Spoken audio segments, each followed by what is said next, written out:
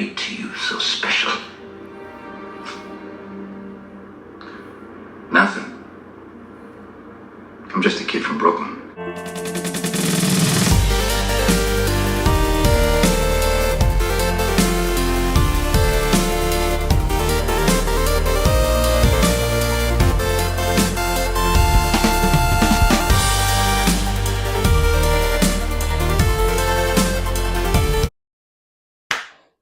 Okay, guys, we are back. Frank Stout, just a guy from Brooklyn. Really excited. I want to give you a new ranking. Once again, I want to try a little something different. After watching the new Super Mario movie, I just was kind of inspired to make this kind of list because I was reminiscing about all my youth and growing up playing and playing all these type of console video games.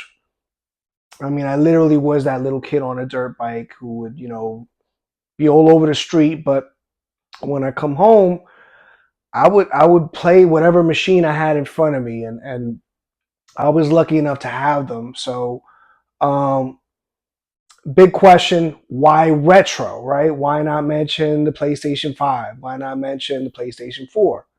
Why not mention the Wii? Right? Honestly, after a certain age, after a certain point, video games just kind of passed me by, or I left them behind me. Um, it's not to say that older people can't play video games.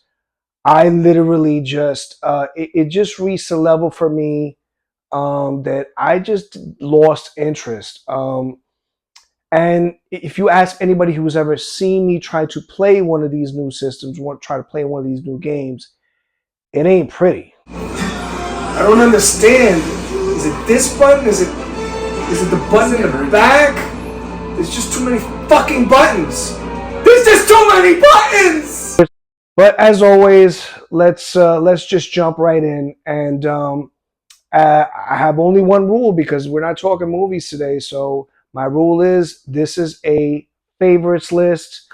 It's not a best list. I'm gonna give you my 10 favorite.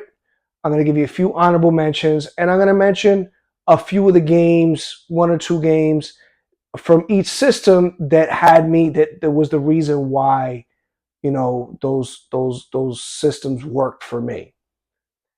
So honorable mention number one is the Sega 32X. Came out in 1994. I was kind of suckered into buying this thing. I figured if I'm gonna buy a system, and that's at this point I was the one buying them. Um, I wanted to have the most powerful machine. So, you know, I go into the store and here's the Sega 32X. It's 32-bit, and the other systems are not 32-bit; they're 16. So I figured it's got to be the best, right? And then on top of that, they have this big TV on the wall, and it's playing the Star Wars arcade game on the 32X, and it looked pretty damn good. So to be honest though, this is one of the systems that it was a complete and colossal failure for Sega. They didn't make a lot of games for it. The games that they did make weren't very good. The Genesis, which is the weaker system that they had made before, was better. Had more fun games. Honorable mention number two is the Sega Dreamcast. Came out in 1999. Now, this was another one of Sega's fails, but not for the same reason. Actually, this machine was a really, really powerful machine and really fun machine. And it did certain things that like the PlayStation couldn't do. The problem was that the 32Xs and the Sega CDs and all these other attempts that Sega had come out with, people had put money into them, and they had just lost faith. I really believe they just lost faith. I know I was one of them, but I did buy one. They had Virtua Fighter 3. It was the only machine that had Virtua Fighter 3. Virtua Fighter 3 was a gorgeous fighting game, and I just kind of had to have it. And I had always been putting my money into Sega at that time, so I said, let me give it one more shot. But it ended up failing, and that's why it just comes up as an honorable mention. And starting off my list at number 10 is the Nintendo GameCube. Came out in 2001. This was Nintendo's attempt at going with a disc-based game because they had always done cartridges before. This is also around the same time that I kind of slowed down on the video game stuff. I was getting older, and into different things at that point. But I bought one and I had some fun with it. One standout was Super Mario Sunshine, which I felt wasn't as fun as Super Mario 64, which was, its predecessor. But it did have some fun involving like water type effects. Like Mario would have like a water jetpack and he could shoot water, and it was kind of weird and different and fun. They also did some older games and they did them better. So like Resident Evil 1 and 2, which were PlayStation games, I don't know how they got the license from Capcom, but they were able to get them. And they remade Resident Evil 1 and Resident Evil 2. And I think they did a few like Resident Evil 0. They even went like a prequel type. But I was a big fan of 2. 2 was my big, like one of my favorite games of all time. It's one of the few games that ever scared the shit out of me. Coming in at number 9 is the Sega CD. Came out in 1993. I would say this is another one of, I wouldn't say it's a fail for Sega, but it was definitely mediocre at best. The games looked very grainy, especially when they did like full motion video. Couldn't really do full motion video well. But I had like a good 3 or 4 games that I used to play endlessly. Sonic CD, I wasn't a very big Sonic guy, I was a Mario guy, but this was a Sonic game that I enjoyed playing for some reason. It just somehow caught me. Um, but probably the biggest reason that I bought the Sega CD was because this was the first home system that you were able to play Dragon's Lair on. Dragon's Lair was one of my favorite, it still is one of my favorite arcade video games from of all time. And it's a laser disc based game, and it was done by an artist called Don Bluth. Don Bluth used to do art for Disney, and then he left them, and then he started doing his own movies like Secret of Nim. And you know, he did this game. This is his game. Side note, I gotta mention Princess Daphne. Please save me! The cage is locked with a key. The dragon keeps it around his neck. To slay the dragon, use the magic sword. I was smitten. I realized that I already came out with a ranking for my biggest crushes of all time, but you can add Princess Daphne as an honorable mention to that list. As a little kid playing that game, I was in love with Princess Daphne. Yeah, I was a dumb kid who daydreamed of defeating the dragon and taking Princess Daphne home on my dirt bike. And well, let's get back to the list. Coming in at number 8 is the Atari 2600. This thing came out in 1977. Yup, I'm fucking old. At this time, this was the all be all of home consoles. This was the one. For anybody who thought Nintendo started all this shit, it was Atari who started first at this time. And just like Nintendo, Atari pumped hundreds and hundreds of games for this very, very weak machine, but the games were fun to play. And one of the things they did, which was really smart, was they would take an arcade game and say, yeah, we can make that game. It didn't look like the arcade game. It didn't really play like the arcade game, but it was like the next best thing if you wanted to play that game at home. A couple of games that I can think of was Pac-Man. Pac-Man was everything at this time. Pac-Man was huge.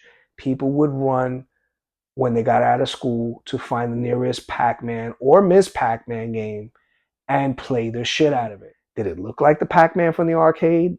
No. Did it play like it? No. But guess what?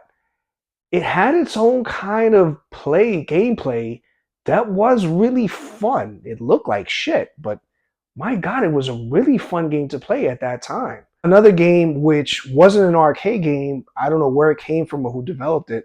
It was a game called Yar's Revenge. I don't know what the hell Yar stood for or anything, but it involved like a bug crossing over to another side of a force field and then attacking this kind of thing by chipping away at it, and then you can defeat it by sending like a missile at it. And it was very like repetitive. Like it got to, it would get faster and faster and it would get harder and harder. They came out with a Raiders of the Lost Ark game, and to be honest, this might have been my first like RPG type home video game that I had ever played, because it was that kind of game where you had to like go to different places, find items, bring items to different places. It literally had everything from that movie. It was a pretty difficult game to play. I remember I had a friend who had to kind of guide me through it. But it was fun. These games were fun. Coming in at number 7 is the Super Nintendo Entertainment System. Now, this system would probably be on other people's lists, would probably be way higher.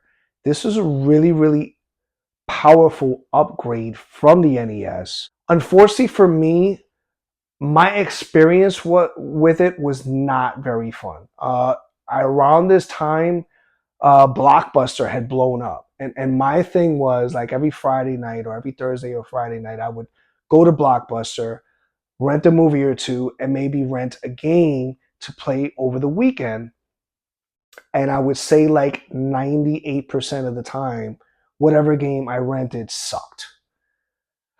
Maybe it's just bad luck. Maybe it's just the choices I made, but I can't forget that. However, it is high up on my list for another reason.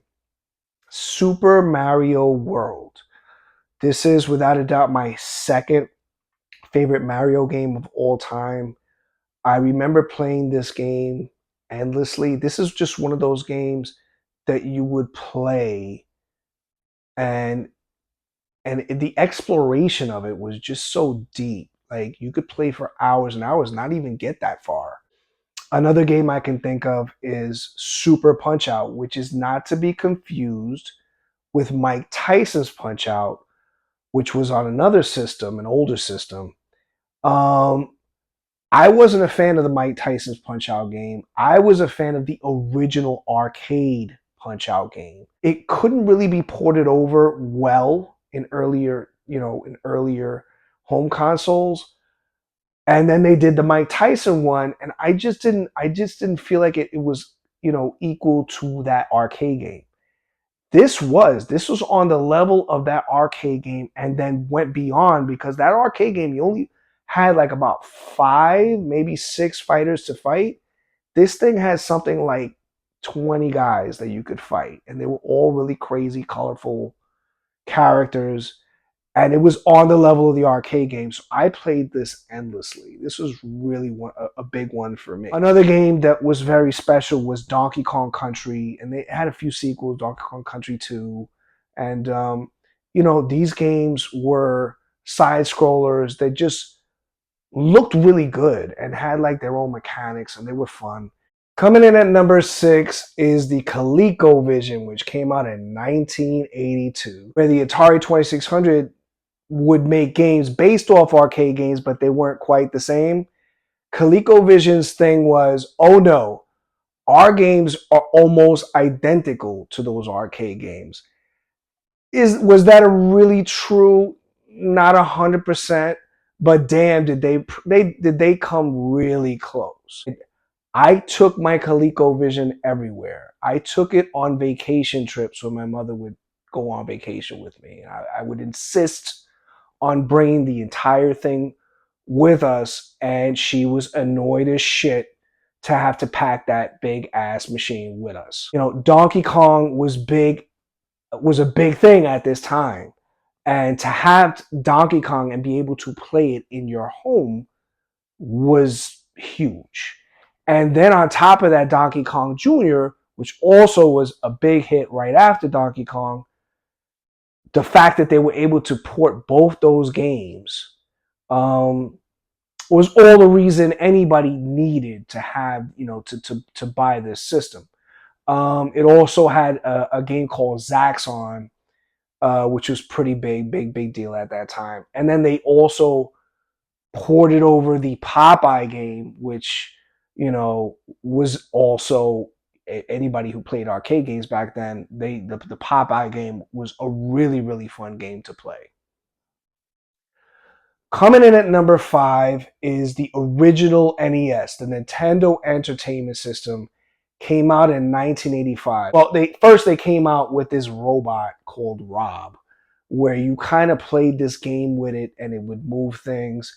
But us kids just took that fucking robot and threw it to the side. We played games like Duck Hunt, and then eventually came out Super Mario Brothers. And this was the original Super Mario Brothers, which, just so you know, is not the original first game. There was a game called Mario Brothers, and Mario the character was in other games like Donkey Kong. So this was the first Super Mario Brothers game, and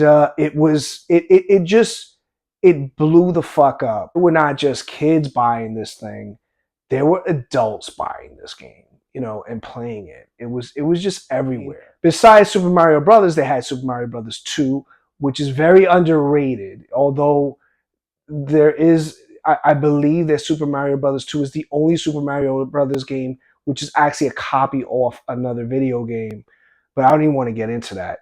So part 1, 2, and 3 were all for the NES, and they were all monster huge games. Then you had Contra, where you could, put that code in at the beginning of the game, and then you couldn't die, and you could go through the whole game just shooting everything up. Who didn't do that back then? There was an old arcade game called Kung Fu, where it was very Bruce Lee-esque, where you would go through levels and fight people, and then to reach like a top boss on the top level. Really fun stuff.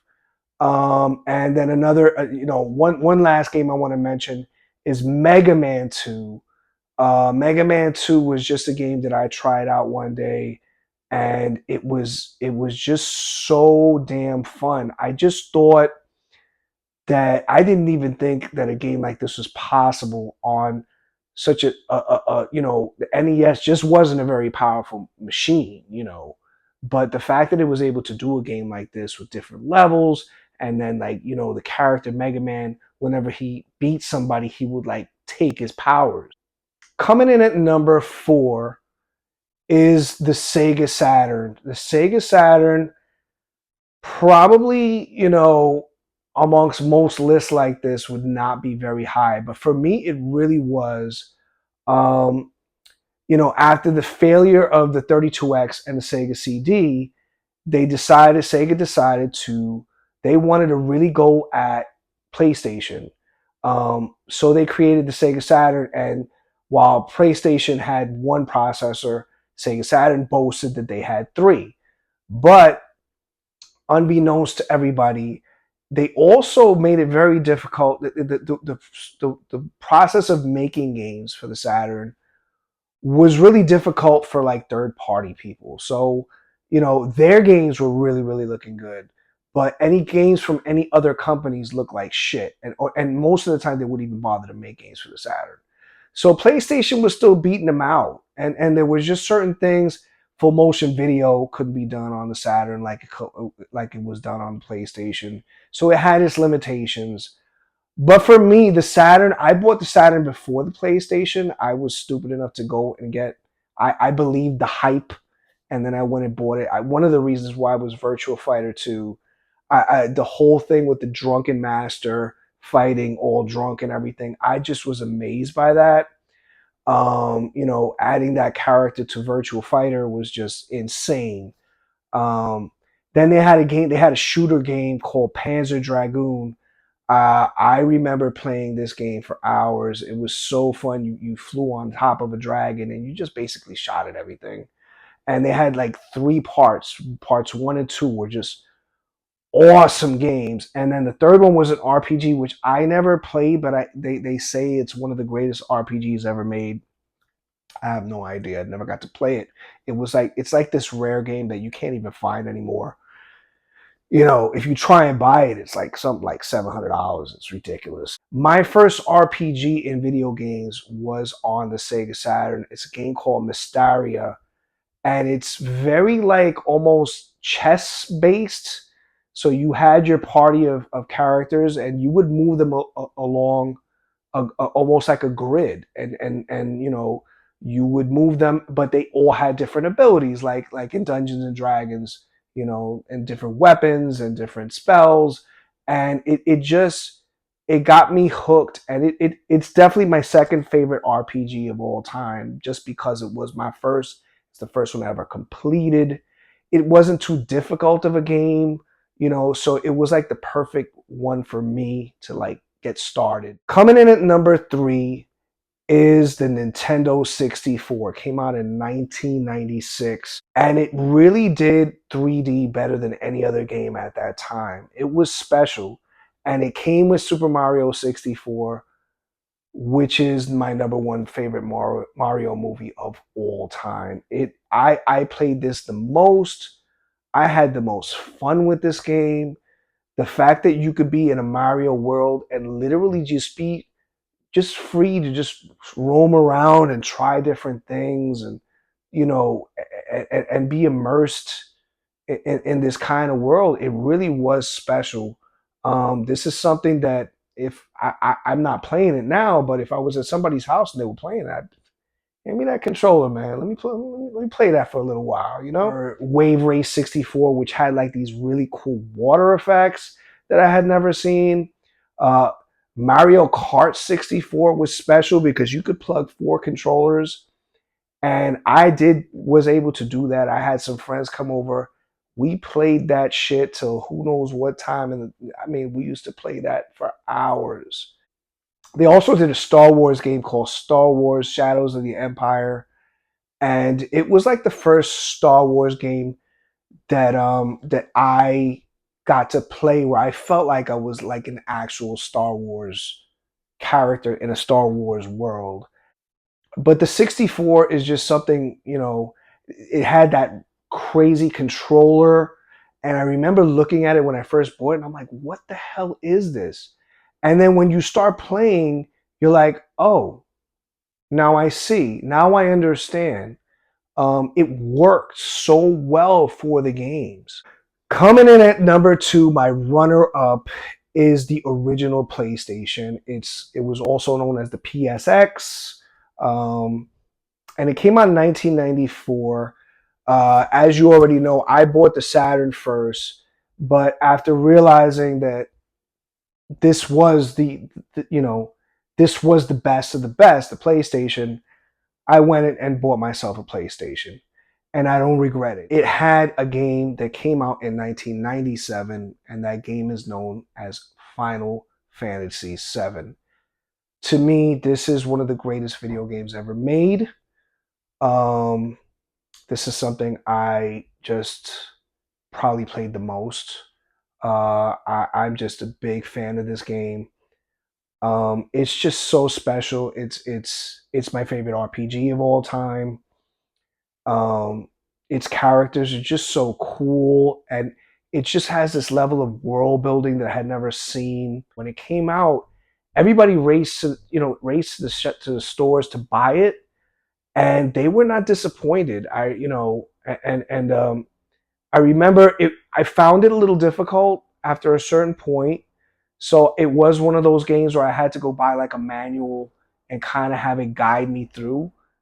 On the PlayStation was Resident Evil, the original Resident Evil, and even more Resident Evil 2. But both games were just, you know, people love new gamers love the Resident Evil games, but they don't like these games. They like these games like people move around like tanks. They're a little limited. They don't look very good. And they said the most cheesiest lines. The lines were, so silly, but that kind of what made the game. And it became famous for a reason. It sparked an entire movie franchise, for Christ's sake. And my number one video game console of all time is the PlayStation 2. Came out in 2000. The majority of the games were fun and were like immersive. Um, it just did things that no other system at that time could do. Kingdom Hearts 2 was something that just like kind of changed my life. It took the Final Fantasy franchise and combined it with Disney. I mean, just the thought like these two things have nothing to do with each other, but somehow they were able to combine Disney and all the famous Disney cartoons and characters and combine them with these Final Fantasy characters and just created this huge overlapping story. And you got to visit each world. You got to visit the Pirates of the Caribbean world and fight alongside Johnny Depp. You got to go to the Tron world and fight with Tron. You got to go fight with Mulan in the Mulan world, to go to the Hercules world. And it wasn't a difficult game to play. Like, they call these games button mashers because if you just press the button, if you just slam on the button hard enough and fast enough, you're going to get through it most of the time. There was a racing game called SSX Tricky, which was a snowboard game.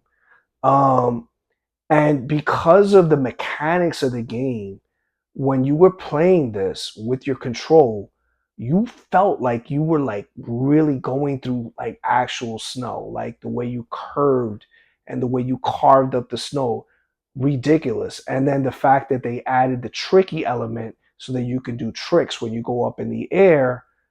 And then you had all these zany characters. You had a character with an afro. You had like the sexy chick. You had like the basic snowboarder with the baggy clothes. I mentioned Resident Evil games and how the older games you moved a certain way, like a tank. You had to move around.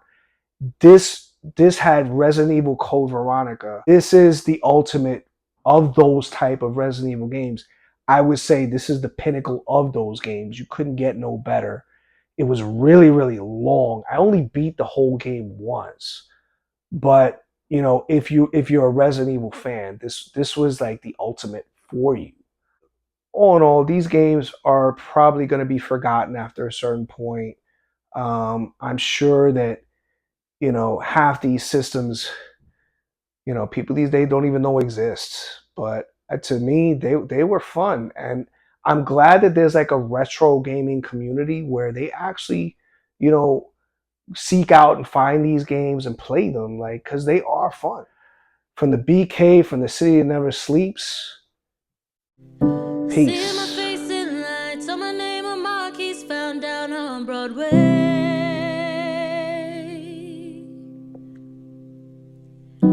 Even if it ain't all it seems, I got a pocket full of dreams, baby. I'm from New York.